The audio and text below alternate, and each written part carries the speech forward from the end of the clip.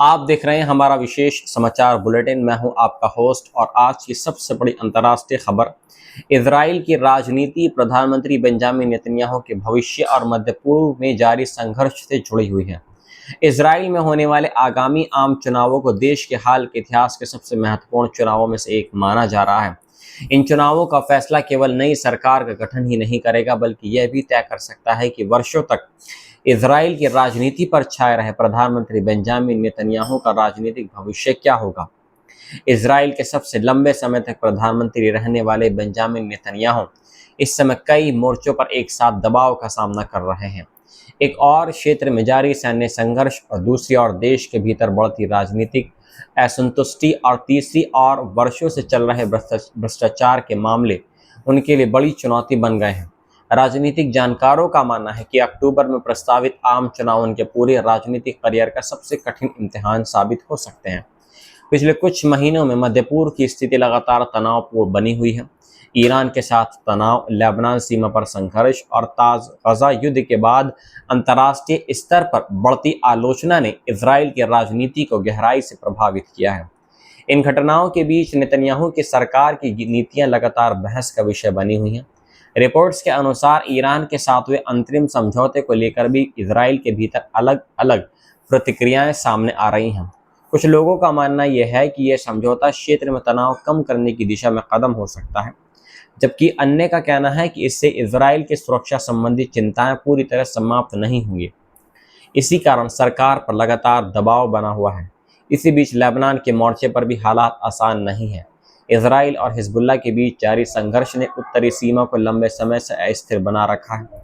America क्षेत्र में संघर्ष कम करने और युद्ध विराम बनाए रखने की बात कर रहा है, जबकि इजराइल के भीतर इस मुद्दे पर अलग अलग राजनीतिक मत सामने आ रहे हैं। कुछ नेता सैन्य कार्रवाई जारी रखने की वकालत कर रहे हैं, जबकि कुछ का मानना है कि कूटनीतिक समाधान पर अधिक ध्यान दिया जाना चाहिए। राजनीतिक जानकारों का कहना है कि नेतन्याहू इस समय दो विपरीत दबावों के बीच फंसे दिखाई दे रहे हैं। यदि वे सैन्य कार्रवाई जारी रखते हैं तो अंतर्राष्ट्रीय दबाव और बढ़ सकता है, जबकि यदि वे पीछे हटते हैं तो देश के भीतर उनके समर्थकों का एक वर्ग इसे कमजोरी के रूप में देख सकता है। इस पूरे घटनाक्रम के बीच इजराइल के भीतर एक और बड़ा मुद्दा लगातार चर्चा में है। अक्टूबर 2023 में हमास के हमलों और उसके बाद की घटनाओं की स्वतंत्र सार्वजनिक जांच की मांग लगातार उठ रही है। सरकार के आलोचकों का कहना है कि उन घटनाओं की निष्पक्ष जांच होनी चाहिए, जबकि इस विषय पर राजनीतिक मतभेद बने हुए हैं। ये मुद्दा भी आगामी चुनाव में प्रमुख चुनावी विषयों में शामिल हो सकता है।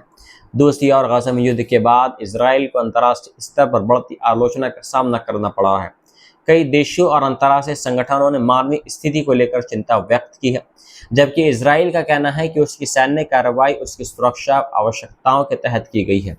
यही कारण है कि ये मुद्दा वैश्विक राजनीति में लगातार चर्चा का विषय बना हुआ है। इन सब के अलावा प्रधानमंत्री नेतन्याहू के खिलाफ कई वर्षों से चल रहे भ्रष्टाचार के मामले भी अभी समाप्त नहीं हुए हैं। इन मामलों में अदालत की प्रक्रिया जारी है और यदि भविष्य में किसी मामले में उन्हें दोषी ठहराया जाता है तो उसके गंभीर कानूनी परिणाम हो सकते हैं। हालांकि अंतिम निर्णय न्यायालय द्वारा ही तय किया जाएगा। राजनीतिक जानकारों का मानना है कि आने वाले चुनाव केवल सरकार बदलने का चुनाव नहीं होंगे, बल्कि ये तय करेंगे कि इजराइल के भविष्य की सुरक्षा नीति, विदेश नीति और क्षेत्रीय रणनीति किस दिशा में आगे बढ़ेगी। यही कारण है कि पूरे देश की निगाहें चुनाव अभियान पर टिकी हुई हैं।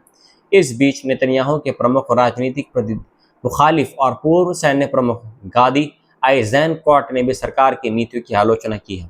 उनका कहना है कि सैन्य उपलब्धियों को दीर्घकालीन राजनीतिक रणनीति में बदलने में सरकार सफल नहीं रही है। वहीं सरकार के समर्थकों का कहना है कि क्षेत्रीय परिस्थितियां अत्यंत जटिल हैं और सुरक्षा चुनौतियों के बीच कई कठिन निर्णय लेने पड़े हैं। अमेरिका और इजराइल के संबंध भी इस समय चर्चा का विषय बने हुए हैं।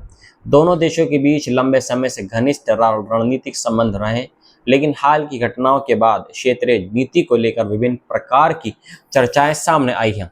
हालांकि दोनों देशों ने सार्वजनिक रूप से अपने रणनीतिक सहयोग को जारी रखने की बात कही है।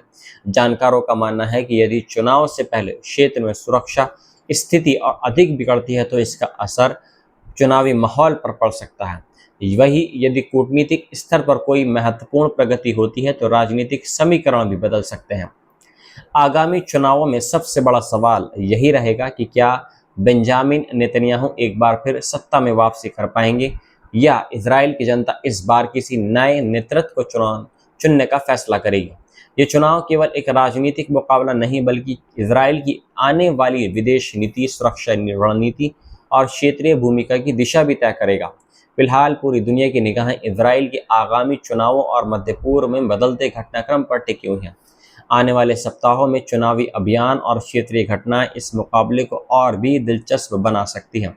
फिलहाल इस बड़ी खबर में इतना ही। जैसे जैसे इस घटनाक्रम से जुड़ी नई और आधिकारिक जानकारी सामने आएगी, हम आपको सबसे पहले हर अपडेट पहुंचाते रहेंगे। आप देखते रहिए हमारा विशेष समाचार बुलेटिन।